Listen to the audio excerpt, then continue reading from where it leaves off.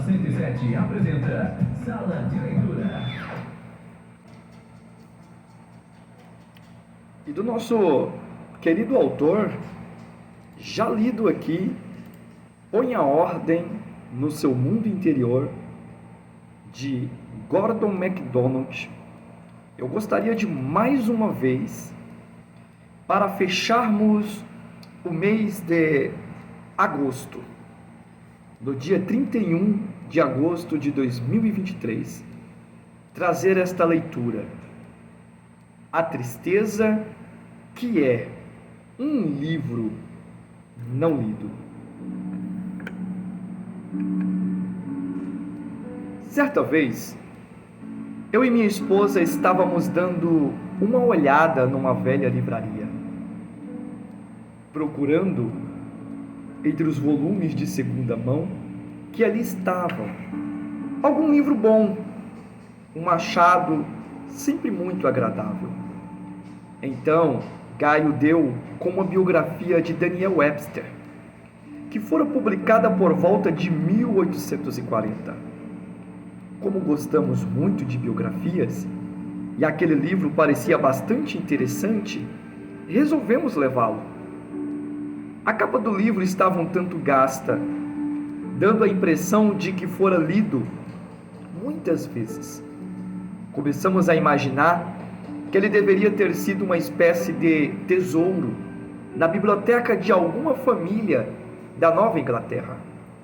Era possível que eles o tivessem emprestado a dezenas de conhecidos, e que esses leitores também se tivessem deliciado com ele.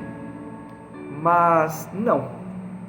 Quando minha esposa começou a folhear o livro, percebeu que as folhas dele não tinham sido bem aparadas, e muitas delas teriam que ser abertas com espátula. Essas páginas não cortadas eram uma prova clara de que o livro nunca fora lido. Exteriormente, dava a impressão de ter sido muito manuseado. Mas se o fora, tinha sido apenas para enfeitar uma estante, ou para escorar uma porta, ou para uma criança pequena sentar-se sobre ele e alcançar a mesa ao fazer as refeições. Aquele livro pode ter sido usado, mas certamente nunca fora lido. O crente que não está se desenvolvendo intelectualmente é como um livro cujas páginas ainda estão por cortar. Não foram lidas. Pode até ter alguma utilidade, como era o caso daquele livro, mas teriam muito mais valor se procurasse desenvolver e aguçar sua mente. Assumir a disposição de crescer intelectualmente. Quando uma pessoa toma a firme deliberação de utilizar sua mente com o propósito de crescer e desenvolver, o seu mundo interior ganha uma nova ordem. Assim que se dispõe a assumir o que eu chamo de disposição de crescer intelectualmente, o seu intelecto, que em muitos indivíduos é um aspecto bem pouco desenvolvido, ganha uma nova vida, com novas perspectivas. Esse desenvolvimento da dimensão intelectual do nosso mundo interior tem pelo menos 3 objetivos. Quero apresentá-los aqui sob a forma de um plano de desenvolvimento mental. Então preste bem atenção.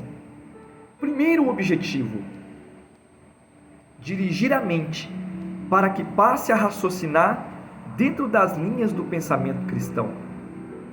Eu valorizo muito esse objetivo porque fui criado num contexto evangélico e sei das vantagens de se receber orientação cristã desde a infância. Pensar dentro das linhas do cristianismo significa encarar o mundo pela perspectiva de que ele foi criado por Deus e pertence a Ele, de que um dia lhe prestaremos conta pelo modo como agimos em relação à criação, e de que é importante que nossas decisões sejam feitas em harmonia com as leis de Deus. A Bíblia chama isso de mordomia cristã.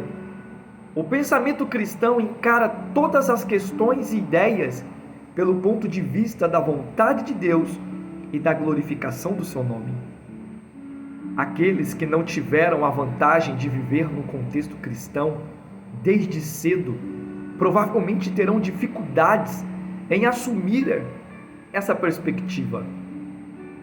Quem se torna seguidor de Cristo numa idade já mais avançada, fica um pouco irritado ao comparar os seus instintos e reações com os de outros crentes mais maduros. Por causa disso, talvez a tendência de exigir muito de si, chegando mesmo a duvidar se algum dia crescerá na fé. A mentalidade dessa pessoa será formada mais por decisões deliberadas do que por intuição cristã. Em outras palavras, as reações desse crente mais novo diante de problemas ou oportunidades não serão tipicamente cristãs. Então ele terá que reverter essa tendência, substituindo suas reações por reações cristãs adquiridas.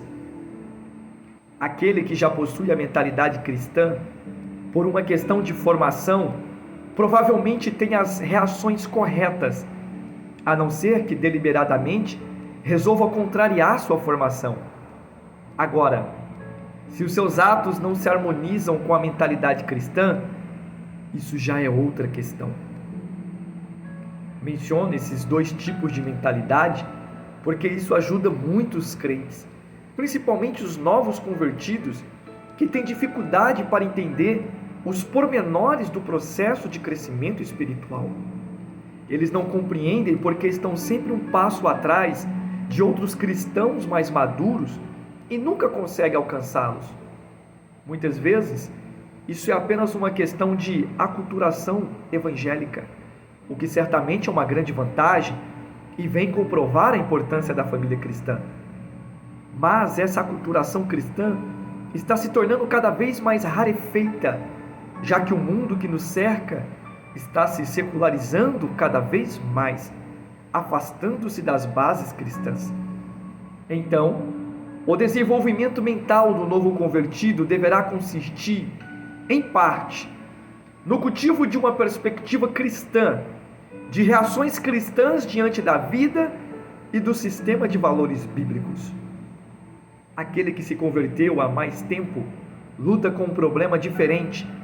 Embora já tenha reações cristãs, na maioria das situações, sua dedicação talvez não seja tão entusiástica como a do novo convertido.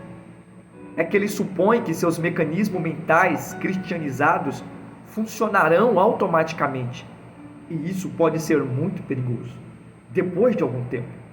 Se não fizermos de tempos em tempos uma renovação de nosso compromisso com Cristo, a nossa mentalidade cristã pode levar-nos a uma religião morta, a uma fé enfadonha, ao improdutivo testemunho da nossa fé em Deus. E nós que fomos criados conhecendo o Evangelho de Cristo, temos que ser bastante cuidadosos para evitar que tal aconteça.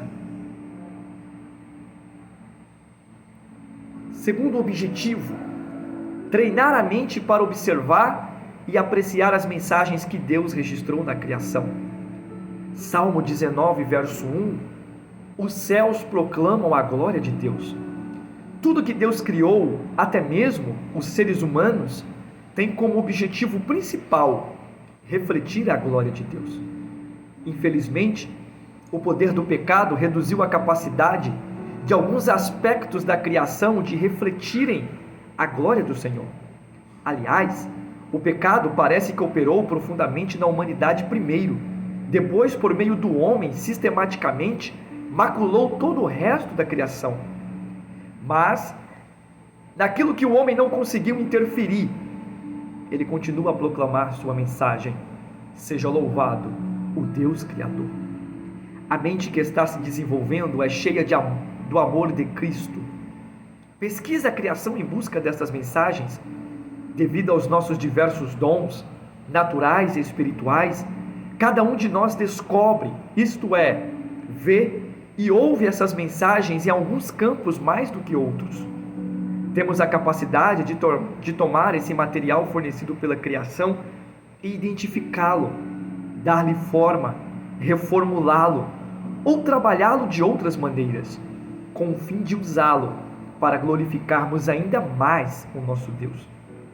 O carpinteiro trabalha com a madeira, os médicos auscultam o corpo humano, os músicos fazem arranjo com os sons, os executivos dirigem o trabalho de diversas pessoas, o educador prepara os jovens, o pesquisador faz análise dos elementos do universo, inova-os e implementa-os.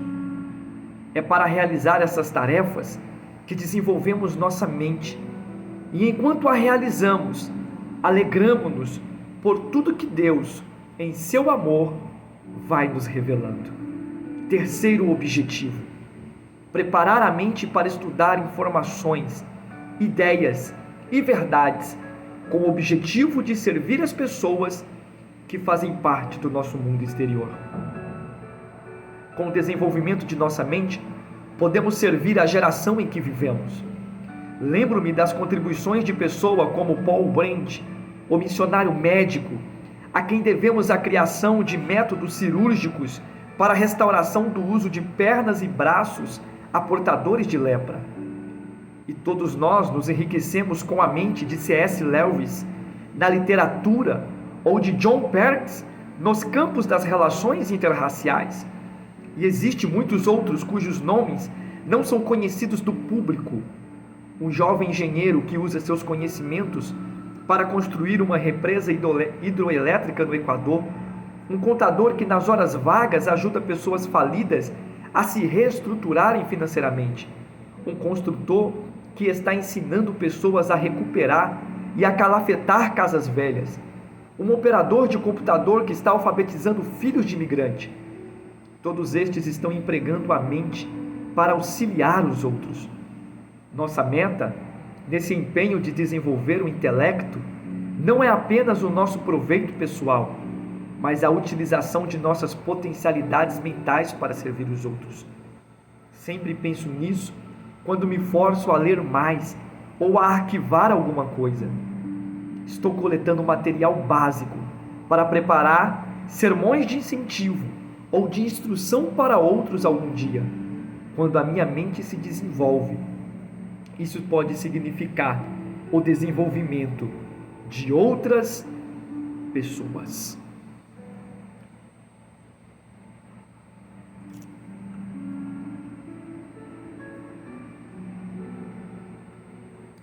Agora, se algum dia alguém chegar à nossa casa e pegar em nosso instante aquela velha biografia de Webster, verá que abrimos todas as páginas para podermos ler a história da vida desse grande americano.